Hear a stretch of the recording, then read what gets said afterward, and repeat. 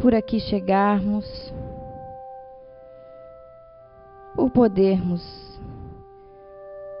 ouvir os teus ensinamentos, mas que principalmente possamos aprendê-los e usá-los no nosso dia a dia, conosco e aos que estão à nossa volta. Que possamos ouvir não só com os ouvidos do corpo físico, mas com os ouvidos e o coração da alma.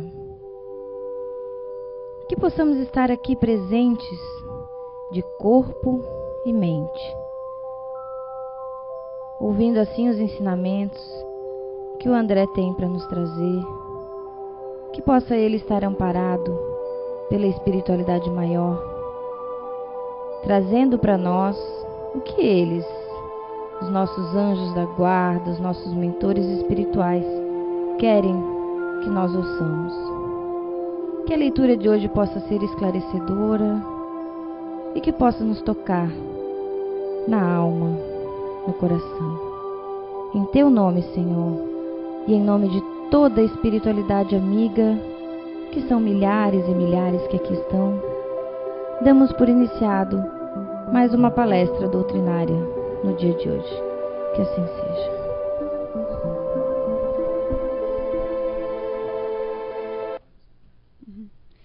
Os bons espíritas.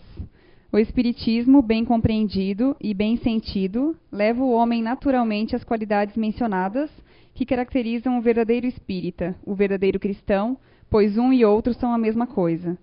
O espiritismo não estabelece nenhuma nova ordem moral, mas facilita aos homens a compreensão e a prática da moral do Cristo, dando a fé inabalável e esclarecida àqueles que duvidam ou vacilam.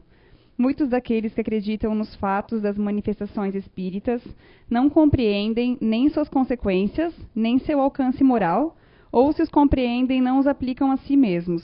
Por que isso acontece? Será falta de clareza da doutrina? Não. A doutrina espírita não contém nem alegorias, nem figuras que possam dar lugar a falsas interpretações. A clareza é sua própria essência, e é de onde vem a sua força, pois vai diretamente à inteligência. Ela não tem nada de misteriosa, e seus seguidores não estão de posse de nenhum segredo oculto ao povo. É preciso, então, para compreendê-la, uma inteligência fora do comum? Não. Há homens de uma reconhecida capacidade que não a compreendem, enquanto inteligências simples, até mesmo jovens, mal saídos da adolescência, apreendem-na com uma admirável exatidão nos seus mais delicados detalhes. Isso acontece porque a parte, por assim dizer, material da ciência não requer mais do que olhos para ser observada, enquanto a parte essencial do espiritismo exige um certo grau de sensibilidade que independe da idade ou do grau de instrução da criatura, ao qual podemos chamar de maturidade do senso moral. Essa maturidade lhe é própria porque, de certa forma, corresponde ao grau de desenvolvimento que o espírito encarnado já possui. Os laços da matéria, em alguns, ainda estão muito fortes para permitir ao espírito libertar-se das coisas da terra. O nevoeiro que o envolve impede-lhe a visão do infinito. Eis porque ele não rompe facilmente, nem com seus gostos, nem com seus hábitos, não percebendo que possa haver qualquer coisa de melhor do que aquilo que possui. A crença nos espíritos é, para eles, um simples fato que modifica muito pouco, ou quase nada, suas tendências instintivas. Numa palavra, veem apenas um raio de luz, insuficiente para orientá-los e lhes dar uma vontade determinada, capaz de vencer suas tendências. Eles prendem-se mais aos fenômenos do que à moral, que lhes parece banal e monótona. Pedem aos espíritos para ter acesso de imediato aos novos mistérios, sem perguntar a si mesmos se são dignos para penetrar nas vontades e mistérios do Criador. São espíritas imperfeitos. Alguns deles estacionam no caminho ou se distanciam de seus irmãos em crença, pois recuam diante da obrigação de se reformarem, ou então reservam suas simpatias para aqueles que compartilham das suas fraquezas e prevenções. Entretanto, a aceitação dos princípios da doutrina espírita é um primeiro passo que lhes permitirá, um segundo, mais fácil numa outra existência.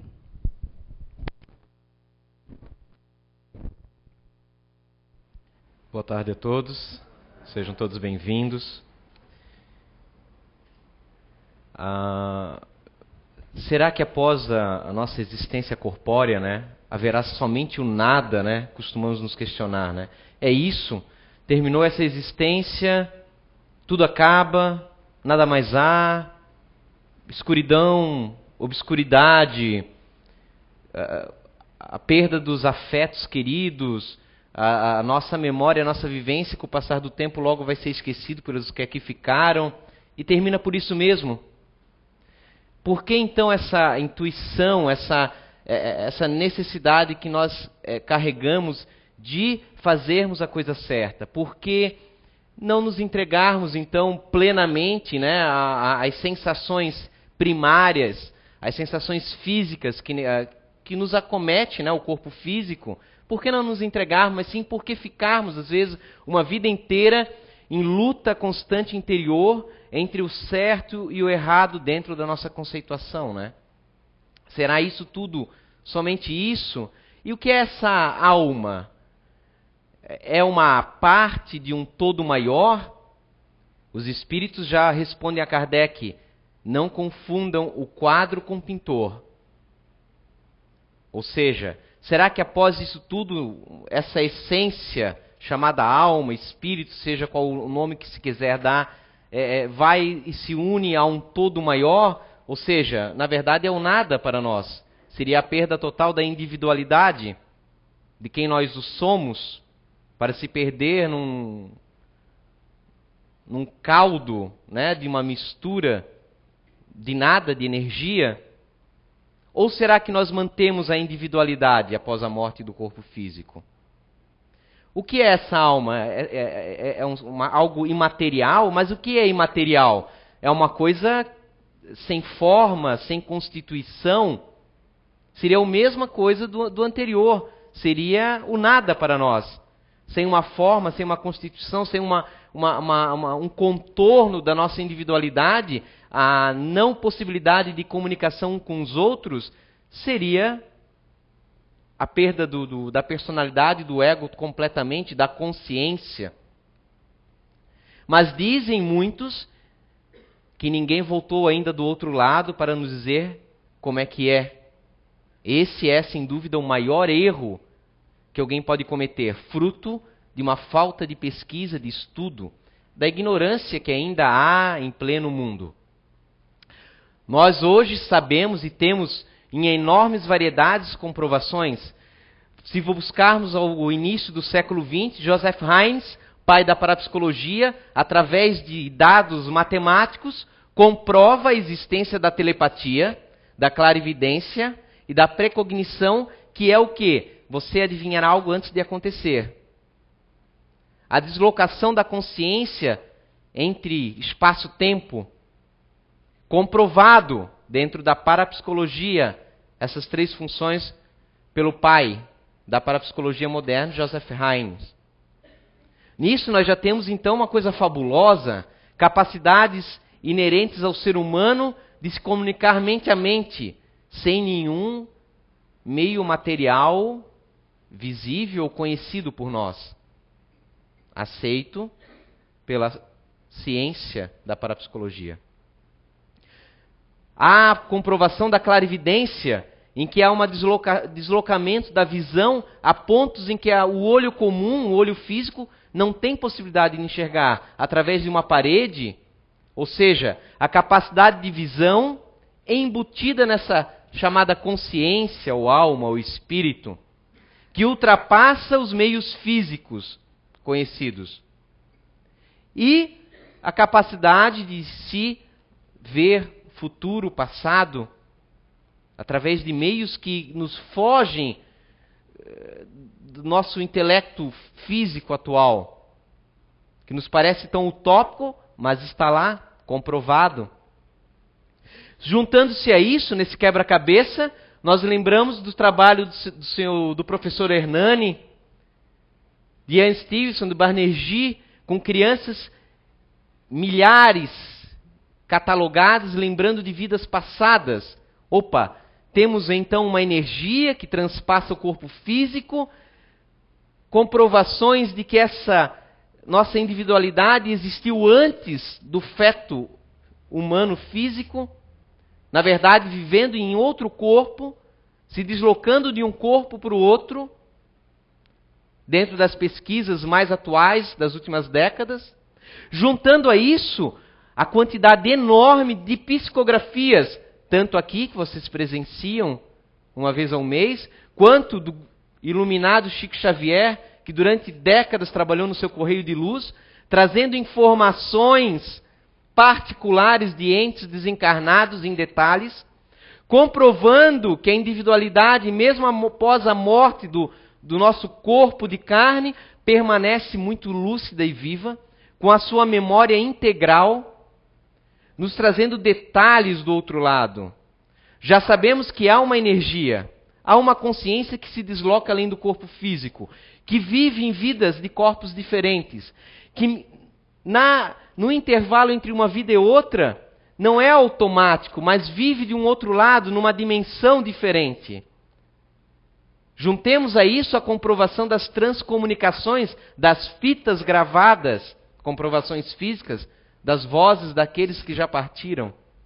Há milhares pela Europa fora. Basta pesquisar.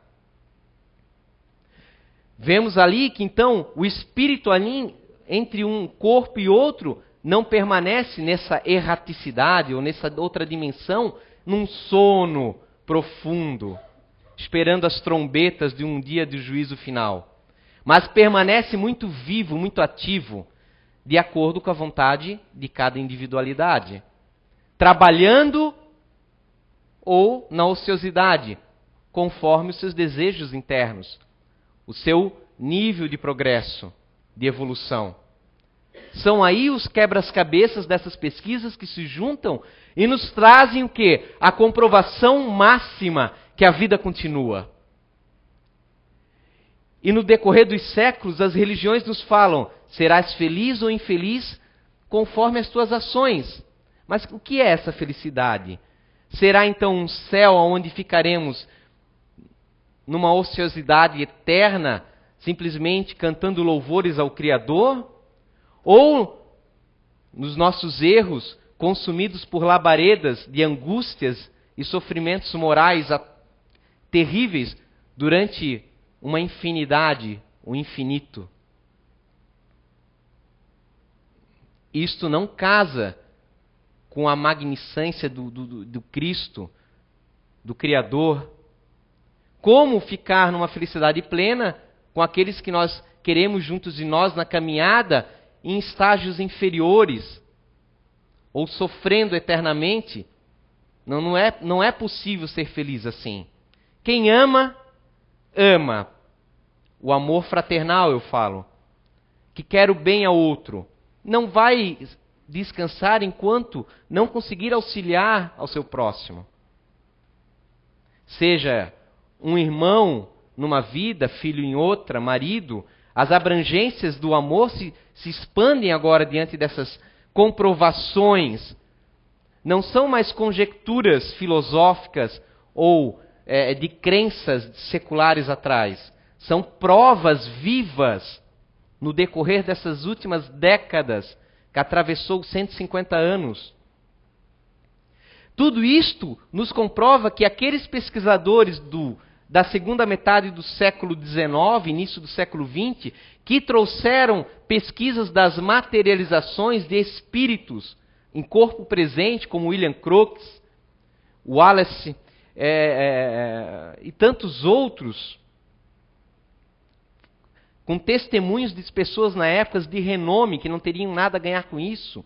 Pelo contrário, sofreram muitas difamações, mas mantiveram-se firmes, dizendo, como Paul Guibier, que tratava-se da realidade, não haviam fraudes. William Crookes amarrava muitas vezes a médium, segurava a mão da médium enquanto o espírito se materializava à sua frente.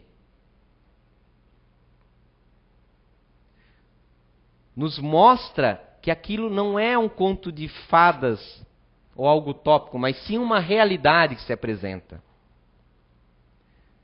E aí voltamos ao codificador, Allan Kardec, que ao comprovar a veracidade daquelas mesas que se moviam, começou a estudar com afinco o que há por trás disso. Nós, ainda apegados ao fenômeno, naturalmente, procuramos um embasamento para acreditarmos na vida pós-morte. Mas as comprovações estão aí, basta pesquisar. Basta procurar e há de se achar. Mas o que nos interessa aqui na natureza espiritual, falarmos um pouco da fisiologia desse corpo, dessa alma, que tem uma forma, conforme os relatos de Allan Kardec e outros pesquisadores posteriores a ele, das materializações que mostram que mesmo com o fim do corpo físico, o espírito se materializava num corpo humano, aos olhos dos que ali observavam. Mostrando que há uma conformação, há um estado, há um corpo ali presente, que permanece, que nós iremos perceber através de outras pesquisas no campo das energias, que antecede a formação do corpo físico. Se lembrarmos da kirliangrafia, erroneamente chamado de foto da aura, aonde as doenças se manifestam nessas fotografias antes da manifestação física. Se lembrarmos de um japonês pesquisador, Motoyama, que pesquisou a formação dos corpos no ventre da mulher, antecedendo certas ondas eletromagnéticas que direcionavam a formação do corpo físico, nós vemos que há um molde energético que antecede o corpo físico. Deduzimos pelos informes psicográficos dos espíritos que já nos falavam na época de Kardec, que realmente há um corpo espiritual que molda ou que dá direção à formação do físico. E aí nós temos, sim, a lógica, porque nascemos com certos problemas. As próprias pesquisas e relatos de crianças que lembravam que haviam morrido com um tiro no peito em vida anterior e nasciam com problemas cardiopatas, correlacionando e mostrando a continuidade, apesar do véu de esquecimento entre uma vida e outra, mas que na verdade é apenas ilusório, há uma continuidade nas vidas. Se não é o complemento uma da outra, se não é a continuação, mas um complemento em educação. Percebemos que nós estamos aqui para aprender, sempre mais. Na Revista Espírita de maio de 1859, Kardec evoca o espírito de uma senhora encarnada, uma médium da sociedade parisiense, que se apresenta e reclama a Kardec: Kardec, estou muito cansada, meu corpo necessita repousar. Kardec, muito sagaz, intelectualmente, moralmente, fala: não te confundas, o teu corpo está lá descansando. Eu te chamar aqui para conversarmos, para experienciarmos, né, trocas de informações, porque ele pesquisava tudo, Kardec. Fazia as evocações, as observações mais diferentes para comparar, analisar. Não aceitava tudo de primeira mão, como nós fazemos o nosso misticismo. E ele repreende a senhora no sentido: olha, o seu corpo está descansando, eu chamar você aqui em espírito não vai prejudicar você em nada. Ela, porém, lhe responde, porque quando estamos fora do corpo físico, a nossa lucidez é muito maior. E ela responde: não é bem assim, Kardec. A situação é como se o espírito fosse um balão, que está agora longe no ar, em ventos, sofrendo, ou seja, desgastes emocionais. Óbvio, o espírito não sofre desgastes físicos, mas emocionais. Mas esse balão, Kardec, está amarrado a um poste, e esse poste é meu corpo físico. Em ventos fortes, a vibração que o balão sofre, através desse fio, transpassa e chega até o poste, que acaba sofrendo muitas vezes abalos, vibrações oriundas da vibração que o balão sente. Kardec achou muito engenhoso essa analogia do espírito daquela médium encarnada, que ele evocou enquanto ela dormia fisicamente.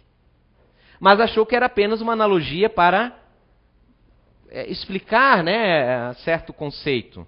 Mas depois disso, ele recebe um relato, porque Kardec era o centro de conhecimentos do Espiritismo, onde outros pesquisadores lhe enviavam várias pesquisas que estavam fazendo, trocavam informações, pediam orientações.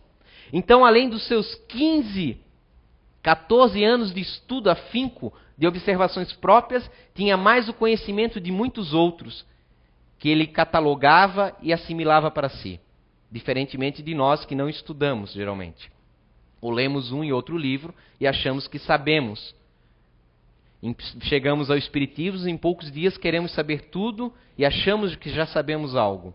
Kardec estudou 15 anos com muito afinco todos os dias. E ele recebe o relato de um médium vidente em que ele tinha a capacidade de enxergar de forma muito lúcida, como outros, os espíritos. E ele havia percebido o seguinte, que às vezes se apresentavam espíritos de-encarnados durante o repouso físico à sua visão. Temos esses relatos, que é muito interessante, nos livros de André Luiz, psicografados por Chico Xavier. E esse vidente, na época de Kardec, está relatado na Revista Espírita, enxerga um feixe de luz que liga aquele corpo espiritual, denominado perispírito por Allan Kardec, para dar nome aos bois, e ele percebe que aquilo vai e se estende, não importa a distância, até o corpo físico do espírito encarnado, que está ali em desdobramento. E ele fala a Kardec que assim ele reconhece um espírito. É ou não de um desencarnado. Está sem a carne, já desencarnado, fora do corpo físico, ou ainda está na presente batalha nossa de todo dia. E aí ele sabiamente conjuga a informação que o espírito deu, através de uma analogia, do cordão que liga com aquele do vidente. E trazendo à tona informações já que são milenares, os orientais já nos falam de um cordão de prata, um cordão fluídico, um cordão luminoso. André Luiz nos fala de um cordão azulíneo, vibrante, luminoso, na qual eles identificam no plano espiritual se o espírito é ou não desencarnado ou encarnado. Então temos ali essa informação presente em Kardec, essa fisiologia do perispírito. O perispírito está extremamente entrelaçado às células do corpo físico, através dessas energias sutis, imateriais, não é a palavra certa, porque é alguma coisa, semimaterial. Não temos instrumentos para detectá-los diretamente. Mas está ali, transferindo toda a carga emocional da nossa consciência para o físico e as impressões físicas para que a nossa consciência, espírito, perceba, adquire conhecimentos, sejam bons ou ruins, para o nosso aprimoramento. Ao fim da vida orgânica, com a morte do nosso corpo, esses laços, à medida que se aproxima o momento fatal, vão se afrouxando, vão se desligando aos poucos, gradativamente. Ao fim da vida orgânica, o espírito se liberta, mais ou menos, há um período de perturbação ali. Será mais breve ou mais longo, conforme esses laços energéticos, perispirituais, se mantêm unidos. Mas por que eles se mantêm unidos? De acordo com a conceituação de cada um. Quanto mais apegado aos desejos físicos, mais fortes permanecem esses laços, porque a nossa mente é tudo. Eu desejo permanecer, cultivei tais sensações durante muito tempo.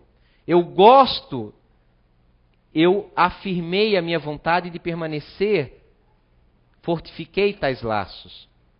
Não vemos na forma de proceder pessoas que são extremamente apegadas a tudo quanto é físico, materiais, dos mais variados matizes e mais diversos graus de obsessão Obsessão não espiritual, uma obsessão por algo, um objeto, alguma coisa, e outras que estão totalmente desapegadas das coisas fúteis, vulgares da vida. Aí já temos uma grande lição unindo a conceituação emocional com a fisiologia do perispírito. Gradativamente, esse conhecimento que vocês adquirem, que aprofundam e que firmam, não superficialmente, mas realmente trazendo para dentro de si, se torna favorável mais à frente para todos nós, que assim conceituamos. Nos facilita, mas todos passamos por esse momento de perturbação. É normal. Pode levar algumas horas, dias ou semanas. É por isso que muitas vezes o espírito desencarna e não percebe que desencarnou. Não tem mais o corpo físico, não tem mais as impressões dos órgãos físicos, porque o perispírito, o corpo espiritual, não tem órgãos físicos. Mas ele ainda permanece, e o espírito tem essa capacidade de percepção. E por estar ligado a esses laços, ainda, meio que vamos dizer, numa expressão muito fraca da minha parte, saboreia essas sensações e acha que tem a ilusão que tem sensações físicas. E aí está toda a confusão para perceber que isso aqui já não é mais o meu corpo de carne, é um outro corpo semimaterial. Passado certo tempo, desfeitos os laços, ele começa a perceber diferenças entre o estado vibracional atual e o anterior. Recebe auxílio, mas isso é muito variado. Na Revista Espírita de agosto de 1859 ainda, há um relato de um espírito para vermos que não só a questão da natureza do perispírito, mas sim a natureza do espírito, que é moral. É muito variado, assim como nós temos variadas pessoas de moralidades diferentes. E como nós temos momentos que estamos bons, momentos que temos equívocos, ora somos bons, somos maus, embora que bom e mal é muito relativo dentro da nossa conceituação, os antigos consideravam coisas boas diferentes de nós. É só pegar os heróis da antiguidade. Se pegarmos a mitologia Hércules, ele era um ser criado fictício, mas que representava o que era o herói da época. A força física, a brutalidade, quase sanguinário. Enquanto o ser amoroso era visto com maus olhos, porque ele representava a fraqueza entre as cidadelas. Se não fosse sanguinário, nas lutas constantes que haviam na época, você estava fadado a perder, sumir a sua tribo, no decorrer de poucos anos. Então o bom e o mal é muito relativo, de acordo com a nossa evolução. Hoje, qualquer atitude sanguinária, mesmo durante guerra, há direitos humanos, mesmo numa guerra. Por incrível que pareça, podem não ser seguidos, mas nós já conceituamos dessa forma. Nós vemos gradativamente certas evoluções. E Kardec nos relata, na Revista Espírita, que estava um dos membros da Sociedade Parisiense de Estudos Espíritas recebendo uma comunicação através de um médium, e de repente uma comunicação séria de um nome de uma pessoa conhecida, digna de respeito pelo seu nome, pelo que o fez, e começou a ter respostas que ele percebeu, esse estudioso, que não condiziam com aquele nome digno. E ele foi aprofundando, porque é assim que nós fazemos. Alguém pode nos aparentar ser alguma pessoa boa, mas se nós vamos aprofundando, tentando conhecê-lo melhor, uma hora a máscara cai. Não é diferente. Não é pelo nome ou pela aparência que a gente deve julgar o outro. É pelas obras, pelo seu linguajar, no caso, quando se fala com os espíritos. E ele percebeu que era um espírito. E após a demonstrar o espírito, pedir para ele se identificar, ele dá um nome. Mas eu não sei quem você é. Ah, eu sou um colega seu da infância, fulano de tal, que viveu na escola com você. E ele aos poucos vai se lembrando, sim, mas por que você fez isso? De se apresentar aqui de forma mistificadora, ou seja, falsa, dizendo ser uma pessoa que não é. Ah, é porque eu vi você na rua, lhe acompanhei, cheguei aqui, vi aquele espírito sério que não estava a fim de lhe responder e resolvi lhe ajudar. Resolvi responder por ele para ele, de repente, se manifestar, desfazendo as minhas respostas erradas. Vejam que nem sempre um espírito equivocado é um espírito cruel ou mau, como nós criamos na nossa mentalidade atual espírita, né? Que todo obsessor é um ser cruel, né? É algo macabro. Não, era um espírito, claro, leviano, sem dúvida, inferior, mas tão moralmente, vamos dizer, muito da nossa média. E ele, obviamente, que o observador lhe repreendeu, disse, olha, não faça mais isso. E já pensou se eu não tivesse percebido? E ele fala, não, mas eu sei que você ia perceber. E ele relata que está já desencarnado há 15 anos, e 15 anos que ele está vagando à toa. É um relato interessante, porque em todas as evocações de Kardec, são poucas vezes que há informações desses espíritos que estão há anos vagando a esmo. Como nós encontramos, aí sim, na literatura mais próximas, dos livros de André Luiz. Mas comprova que Kardec já havia identificado esses espíritos na época. 15 anos vagando. E ele diz que a tortura dele mas você não quis? Não, eu desejo muitas coisas da vida. Ele pergunta, você é feliz? Não sou. Eu desejo as coisas, eu vejo as coisas por ali, mas eu não posso saboreá-las, eu não posso vivenciá-las. Preferia ter permanecido vivo, mesmo que fosse miserável, com problemas, do que estar aqui. Porque para aquele espírito, está ainda, nos seus conceitos, apegados às necessidades terrestres. Ele vai para a dimensão espiritual, mas ele permanece andando entre os vivos, entre aspas, no plano físico, a fim de ver uma obra ali, acompanhar uma pessoa lá, beber com outro aqui, amigos de infância, mas ninguém lhe responde, não podem vê-lo. E ele pergunta ainda, mas você não vê outro espírito? Vejo, mas são espíritos tão fanfarrões e briguentos, porque ele era briguento, quanto eu. Demonstrando ali nessa observação toda a teoria que Kardec havia recebido dos espíritos superiores sobre a simpatia. Nós nos afinizamos com nossos afins. Por isso que é muito importante, quando se fala de reforma íntima, não é o carola, mas sim é uma necessidade, diria até técnica, científica da nossa parte, para sermos felizes à frente, para estarmos em melhores condições.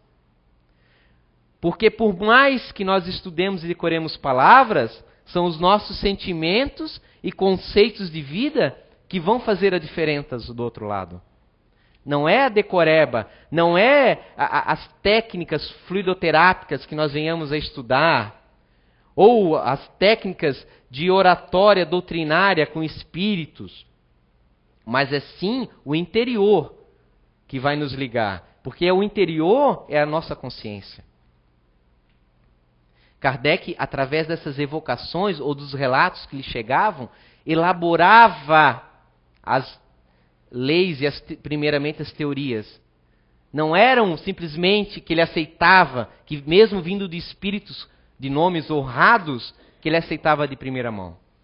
Ele evocava várias pessoas e ia verificando como é que é os costumes desse pessoal, né, que está aí nesse outro vilarejo, esse outro mundo, né, essa diversidade de personalidades.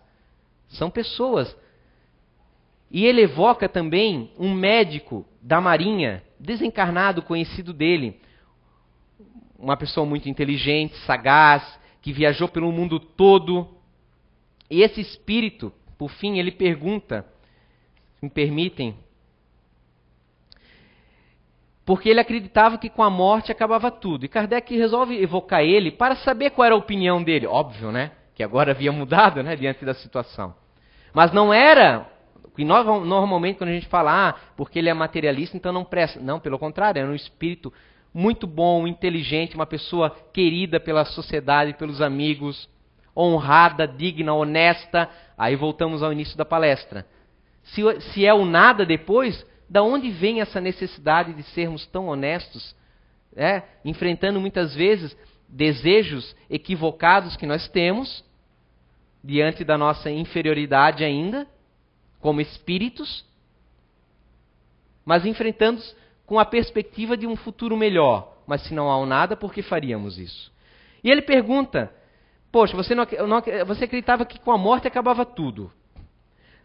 E aí você costumava dizer diante disso, ora, a morte acaba tudo, eu quero viver bastante para experienciar a vida ao máximo. E ele pergunta, o que tu pensas da tua filosofia de vida agora? O espírito responde com muita lucidez agora, porque já estava desencarnado há alguns dias, havia já havido tirado aquela quase completamente a perturbação espiritual que é natural, que acontece após o desencarne, que lamentava aquela teoria que ele teve, mas ele disse que aquilo lhe serviu de certa forma. Porque com tal sistema ele conseguia ver as coisas de forma mais fria. O que ele queria dizer com isso? Enquanto outros, mais fanáticos, na época se compreendia o fanatismo religioso, de acreditar tudo às cegas, não deixava as pessoas raciocinarem. E ele, por não ter isso, raciocinava e analisava o melhor caminho a seguir em determinadas circunstâncias. Aceitar ou não aceitar aquela informação. Claro, Kardec, mesmo ele sendo um espírito muito intelectual, não aceitou aquela forma de expressão que tem muita coerência, nós escutando agora, mas como uma lei, como algo... Não, Kardec depois vai coletar mais informações a respeito e coloca expressamente na revista. Essa é a opinião do espírito, não é uma opinião geral que eu coloco aqui na revista. Porque ele pergunta, veja só, ao espírito, você estudou muito e tal, o que tu consideras mais importante, né, fulano de tal? O desenvolvimento moral ou intelectual? O espírito fala, o moral. Mas Kardec é fogo. O espírito aparenta ali ter um grande cabedal e o tem, mas tem os seus conceitos, como nós temos, às vezes fechados. Mais à frente, Kardec faz outras perguntas. Ele fala que está viajando por vários mundos, aprendendo. Há muitas informações da revista espírita. O espírito é livre, não tendo mais corpo físico, se desloca à força do pensamento. Ele, já sendo um espírito mediano, tem permissões de ir em reuniões mais variados, não só no orbe da Terra, em outros orbes também, em outras dimensões, aprendendo mais. Está lá na revista espírita.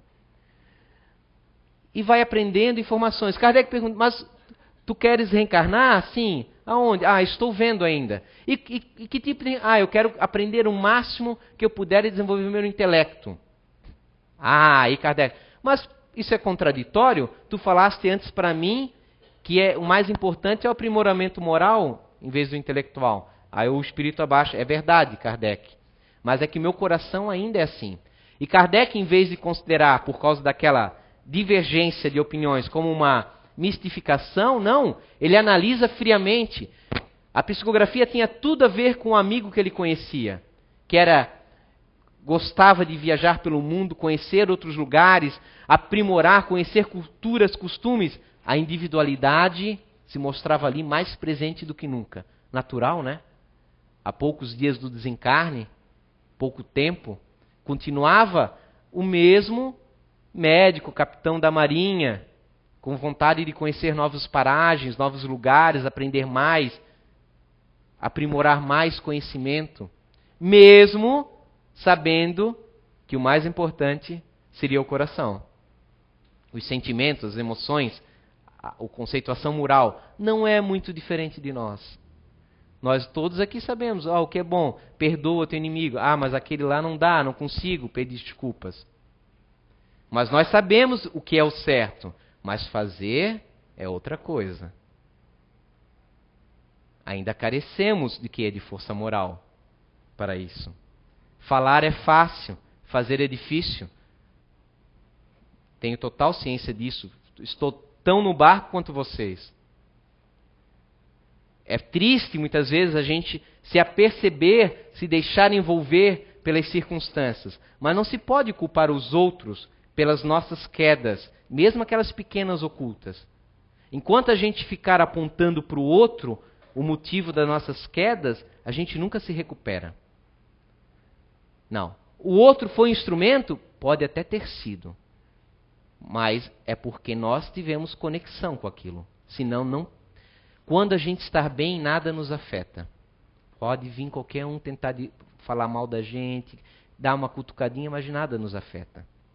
Claro, ai daquele que for motivo de escândalo. Ou seja, aquele que faz com uma intenção equivocada de nos prejudicar, ele vai ter a sua própria sintonia, o seu magnetismo que vai lhe juntar com seus afins.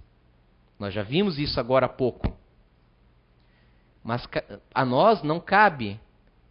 Cabe o que? Achar os nossos pontos fracos. É tão interessante essas situações para vocês verem a grande... Não dá para colocar todos os casos necessários para se ter uma visão abrangente do que é. Então, conceituar um espírito de bom e mal é muito relativo. Há muitos degraus que constituem a categoria dos espíritos. Vocês veem que esse espírito, um espírito lá tentou entrar de gaiato numa psicografia séria. Mas a intenção dele era, até queria ajudar o médium para ver se o espírito sério respondia à psicografia. Como se um espírito fosse, entrar. É como uma criança fazendo mimada, fazendo coisas, querendo de repente que um doutor caia na conversa fiada dele, Mas tudo bem. Vocês veem que esse outro, de grande intelecto, com conceituações com lógica, muitas lógicas, mas ainda assim permanecia com seus gostos. Normal? Não há nada de ruim. Temos outros espíritos, aí sim, alguns fanfarrões perdidos por aí, mas aqueles que querem prejudicar mesmo, que estão presos no ódio, no egoísmo. Kardec relata-nos, numa das edições da Revista Espírita de 1859, um senhor médium que lhe chega para lhe alertar. Eu recebi uma psicografia, Kardec. E fui incumbido de lhe entregar para lhe avisar de inimigos que estão articulando tramas contra o senhor. Kardec já falou, calma, amigo, inimigos, tem muitos que querem me prejudicar, mas eu não quero prejudicar a ninguém. Da minha parte não tenho inimigos nenhum. Mas leia, ele fez questão de ler, então leia a sua psicografia.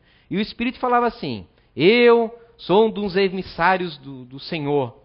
E este que aqui está, esse farol dos espíritos superiores, se referindo ao médium, ordenei que viesse até você, Allan Kardec, para lhe alertar.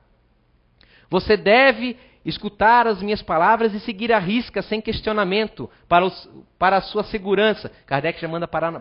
Pare. Pare agora. Não precisa nem continuar. O senhor está sendo vítima de um espírito inferior embusteiro. Se analisasse friamente a linguagem desse espírito, veria que não pode se tratar de um espírito superior. O homem ficou assustado, não aceitava, porque se sentia lisonjeado, de repente ser emissário, médium, de repente de um grande santo da época, de um apóstolo, quem sabe? Porque o espírito se manifestava, a sua inferioridade já ali, eu ordeno, nenhum espírito superior nos ordena nada. Não costuma ser prepotente. Raramente se dizem quem é ou que possuem uma autoridade maior. Raramente, mas não é regra. Mas quando fazem, é de uma forma muito natural, sem ostentação. E o pior de tudo, Kardec falou para o homem, se esse espírito embusteiro tivesse estudado a minha personalidade um pouco mais, jamais me pediria para aceitar cegamente as suas ordens.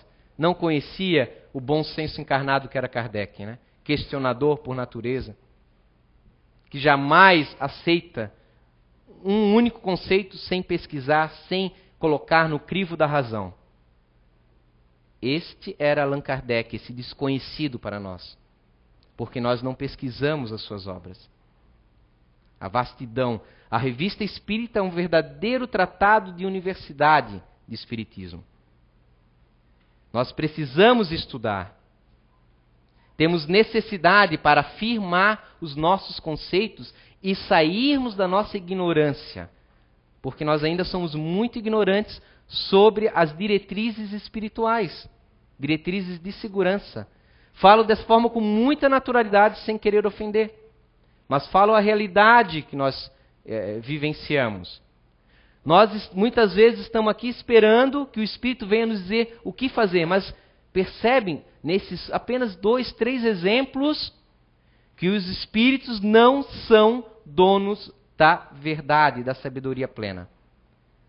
Depende, é como você entrar numa universidade e considerar todos doutores. Nós temos ali vários alunos com semestres diferentes, conhecimentos parciais de acordo com o que estudaram.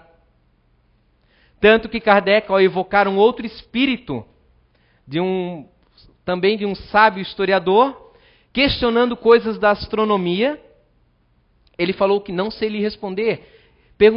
Kardec era muito curioso. Perguntou o que ele achava, qual era a conceituação do Sol a nível espiritual. E o espírito deu o seu conceito. Kardec achou aquilo muito fraco intelectualmente. Porque ele era também um monstro intelectual, Kardec. E ele sabia, pelas perguntas anteriores, que aquele espírito vinha de um mundo superior. E ele questiona, mas como pode, tu vindos de um mundo superior, em missão aqui para nos aprimorar, não saberes sobre essas coisas? Kardec pergunta, porque ele quer aprender. Não pergunta para, perdão da expressão, para sacanear o espírito. Ele quer aprender, compreender. E o espírito fala, ora, Kardec, é natural? Eu nunca nas minhas vidas anteriores estudei sobre astronomia. Eu conheço aquilo que eu estudei, que eu vivenciei. E dá uma aula daí para Kardec sobre as ciências naturais que ele era mestre. Mas sobre astronomia ele não sabia. Os espíritos, com a morte do corpo físico, não passam a ser gênios de tudo. Eles têm o conhecimento que tinham nesta ou em vidas anteriores. Porque ele também, na Revista Espírita, evoca um espírito desencarnado de uma médium iletrada, que apresenta respostas extremamente lúcidas e intelectualizadas. Demonstrando que não se pode julgar uma pessoa por uma existência. Tem as suas funções, a providência o sabe. Ela passou, nos seus relatos, a lembrar das suas vivências passadas. À medida que estamos desencarnados, nós lembramos das nossas vivências passadas.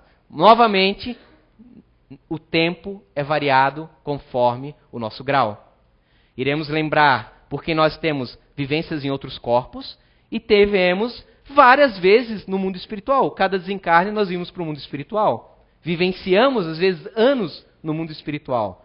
Mas quando desencarnamos, porque estamos naquele ego, parece que é a primeira vez, aquele perturbação. Mas à medida que temos mais e mais e mais experiências acumuladas, que vamos nos aprimorando, evoluindo, fica mais fácil recobrar, mais fácil o desencarne. De acordo com o conceito que evoluímos. Porque a necessidade de evolução é nata ao espírito. Por isso nós sentimos vontade de trabalhar pelo aperfeiçoamento. Raros os espíritos que não passam a ter essa vontade. Em algum momento passam a tê-lo. Dias, meses, anos, sim. Alguns, a fim de escapar dessa confusão, passam a ter atividades pouco dignas para preencher o vazio. Mas está lá, fazem, trabalham. E ele percebe que eles recobram toda a vivência anterior. E aí nós temos acumulados, imaginem, né? Muitos e muitos conhecimentos ou vivências, né? De acordo com cada um, com a trilha que seguiu. Está ali, comprovando. Nós vamos lembrar José de Cupertino, para vocês verem que foi um santo católico no século XVII. Foi chamado do irmão burro, porque ele queria muito ser padre, mas demoraram para aceitar ele porque ele tinha muita dificuldade intelectual. Por fim, aceitaram. Quando adentrou no monastério, quando ouvia determinados momentos palavras de Jesus, o nome de Maria, entrava em êxtase, levitava. 35 anos a igreja deixou ele isolado, não poderia dar missas, nem atender pessoas, porque no dia a dia acontecia isso, constantemente. Entrava em êxtase. Nós sabemos hoje, pelo nosso conhecimento, que é transe mediúnico.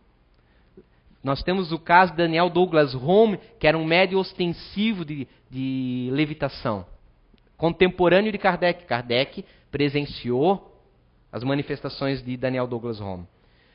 Levitava. Certa feita, o Papa Urbano VIII, ao visitá-lo, resolveu testá-lo quando ele entrou em êxtase e fazer perguntas em aramaico. E ele respondeu em aramaico. Faziam perguntas de vários conhecimentos, de várias ciências. Ele respondia tudo com grande sagacidade. O que é isso senão a mediunidade? Que nós temos vários casos catalogados por Allan Kardec e outros pesquisadores. Meninas que escreveram, psicografaram histórias, detalhes, meninas iletradas. Vários casos de xenoglossia, que são os médios que entram em comunicação, que o espírito se comunica em línguas diferentes. Está ali o aramaico, grego, vários casos catalogados para nós saborearmos num estudo. Constante, muitos. A natureza dos espíritos é diversa e a gente quer catalogar com dois conceitos: bom ou mal. Como é possível? Se eu perguntar para cada um, você é bom ou você é mal? Ah, nenhum nem outro. Ah, tem momentos que eu sou bom, tem momentos que eu sou mal. Como? É a mesma coisa, somos nós do outro lado, sem o corpo físico. É variado, é fenomenal. Os estudos de Allan Kardec são fantásticos, são enriquecedores, são libertadores. Não há como padronizar os espíritos. Não há mais como aceitar cegamente uma informação. Não. E mesmo uma resposta equivocada não pode ser simplesmente excluída como todo o resto equivocado. É a resposta de um espírito. Mesmo pode ser mais intelectual do que nós. Tem uma evocação de um espírito que a senhora Mali, de Bordeaux, ela desde pequena ela tem vidência contemporânea de Kardec. E havia um espírito protetor que lhe acompanhava. Esse espírito acompanhou desde a casa dela, com a mãe, depois com os filhos. Mas constantemente, quando eles paravam de pensar muito nele, ele pregava, fazia coisas voarem, materializava certas coisas, escondia chaves, até que eles lembrassem dele e pedissem auxílio para ele. Aí ele parava. Ele queria ser lembrado. São as naturezas humanas ali presentes. E em certa feita, um relato em que a senhora Mali, ela descia as escadas, quando à noite, ela escutou um barulho, e se depara, Jesus, né, com um cadáver num caixão, com véu e tudo, na sala dela, ela olha, poxa, por mais que ela fosse uma mulher já vivenciada tudo, o impacto é enorme. Ela volta e vai dormir no quarto da mãe. Kardec evoca esse espírito e pergunta, foi tu que fizesse isso? Sim. Mas por que fizesse isso? Ora, eu queria dar pensamentos, exercitar mais a coragem da senhora. Ademais, o que tem de pavorante um cadáver? No conceito do espírito, realmente, tem que se preocupar com alguém que está vivo, que pode te fazer mal. Não ali com uma coisa inerte. Para ele, na visão dele, é que não fazia mal. É um espírito perturbador, ruim, tem que ser excomungado com sortilégios. Kardec já diz, não existe sortilégios. Não existe fórmulas mágicas que impeçam os espíritos equivocados. Mas também, esse mesmo espírito, em outra ocasião, quando a filha estava doente, durante 8 dias à beira da morte, em determinado horário a menina via alguém, sorria, fazia como se estivesse tomando algo, e passado 8 dias ela se recupera plenamente, porque ela não conseguia comer nada. Chamado espírito, esse mesmo espírito, fala, nem isso, foi eu que materializei. A gente chama de maná, um alimento para ajudá-la na sua recuperação. Kardec acha muito interessante. Então vejam o que é bom e o que é ruim. O mesmo espírito que incomoda, traz várias perturbações, por outro lado também salvou, no caso, a menina, a filha da senhora Molly. É interessante essa informação para estudo. Né? Como é que fica? E ele explicando como é que ele formava o maná, ele diz que é formado de fluidos diferentes das outras materializações, que ele fez várias. Aí São Luís é chamado. São Luís era o espírito guia de Kardec ali, da sociedade. Explica, olha, não é bem assim. Para ele, na cabeça dele, é diferente. Mas tudo provém do mesmo elemento que constitui os fluidos. São Luís já havia perguntado isso, por isso Kardec chamou ele. Opa, vou tirar limpo isso.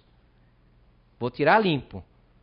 E São Luís explica para ele. É como se fosse uma pessoa pouco estudada e que vê moléculas. Cada molécula é diferente uma da outra. Mas aquele que tem uma visão mais estudada e aprofundada sabe que as moléculas são constituídas de átomos, elétrons, prótons, que são tudo a mesma coisa. Só diferencia na sua conjuntura, na sua união. Então depende o quê? Da visão, da evolução do espírito, ele enxerga mais profundamente ou menos. Mas não quer dizer que estava errado. Ele não estava errado quando ele explicou sobre o alimento espiritual que ele estava dando. Ele estava correto dentro dos conceitos e limitações dela. É a mesma coisa, é formado de moléculas, não está errado. E outro vem, não, é formado de átomos, também não está errado. É mais profundo. Então é assim que nós devemos analisar e lembrar quando os espíritos se comunicam. Não aceitar plenamente, achar, e às vezes espíritos perturbadores falam de detalhes da nossa vida pessoal, a fim de nós aceitarmos cegamente depois o que eles dizem. Aquele espírito que eu falei, zombeteiro, que estava lá presente naquele médium fascinado, fez isso.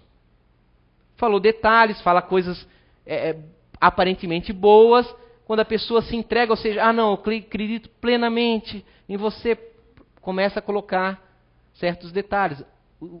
Um espírito superior sempre é superior na sua linguagem. Ele não muda o escalão. Aí é que você vê a diferença. É preciso ver o conteúdo, não a capa do livro. Nós precisamos estudar, sempre, sempre mais. Seria como nós ficarmos no espiritismo nisso, como, vamos dizer, voltamos à época de Santos Dumont. E ele vai explicar para uma pessoa iletrada na época, como olha, nós podemos voar. Não, isso não é possível. Não, vou lhe explicar como é que é a aerodinâmica, a compressão do ar, veja, tal. Ele vai olhar.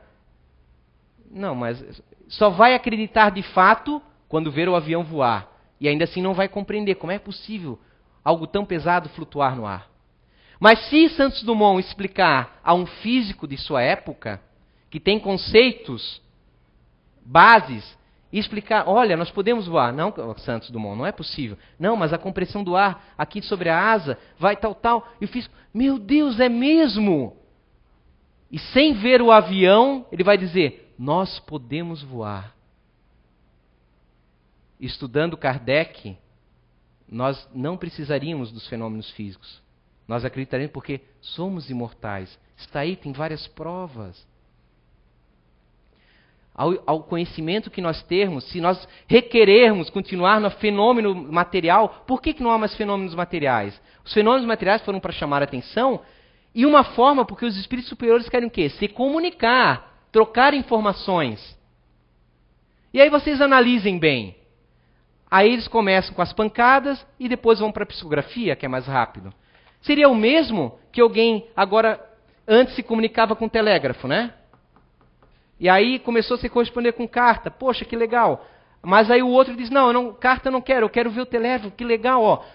Tu aperta lá, vem aqui a mensagem. Um retrocesso. Quantas horas para transmitir uma mensagem de minutos? Aí aquela pessoa instruída do outro lado vai dizer, não tem como. Ele está mais interessado, na verdade, no fenômeno do telégrafo, né, do que na comunicação em si. É intrínseco, mesmo que diga o contrário. Ele vai ficar lá, recebendo, vendo, mas não vai parar para analisar aquela mensagem. Eles querem se comunicar. Por isso que os espíritos superiores não participam mais de fenômenos físicos. Raras exceções, por algum motivo nobre ou necessário para chamar atenção. Mas não se usam disso para se comunicar. Eles optam, obviamente, pelo conhecimento mais elevado que nós temos. Seria o mesmo que agora nós, na faculdade, eles explicando física e nós queremos jogar jogos de alfabetização com eles. Eles dizem, não dá. Vamos procurar outro que queira continuar. Deixe ele para espíritos afins. Ele vai ter que aprender com o tempo. Não é maldade, é lógica, é assim que funciona. Muita paz a todos. Espero que estudem Kardec. Não deu para passar, infelizmente, muita coisa dos casos para terem uma abrangência geral.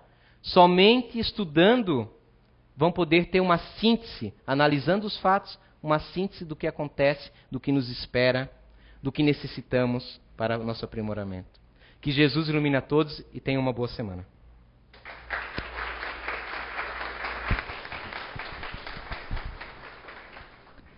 Somente relembrando que as pessoas que ingeriram alguma bebida alcoólica, que deixem para tomar o passe numa outra oportunidade, sempre esclarecendo que vão prejudicar não só a si, mas principalmente a todo o trabalho que a espiritualidade faz de preparação lá na cabine do passe, certo? Uma boa semana, a quem nós não virmos mais, né? Um bom Natal, um ótimo ano que se inicie, mas principalmente não nos esquecermos de, na nossa ceia, no nosso jantar, na nossa união familiar, orarmos por aqueles que estão aqui na Terra, ainda em sofrimento, e os que também não estão mais aqui, mas que sofrem no mundo espiritual. Vamos acompanhar a oração final?